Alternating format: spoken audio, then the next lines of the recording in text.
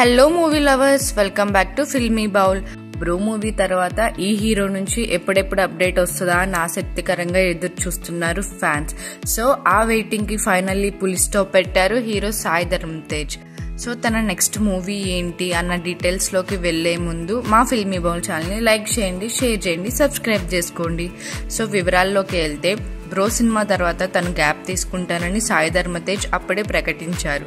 So accident నుంచి కోలుకున్న ఈ హీరో శారీరకంగా ఇంకాస్త ఫిట్ గా తయారవ్వాలని, తన డెసిషన్ ను కూడా ఇంకా మెరుగుపరచుకోవాల్సిన అవసరం ఉందని అప్పట్లోనే ప్రకటించాడు.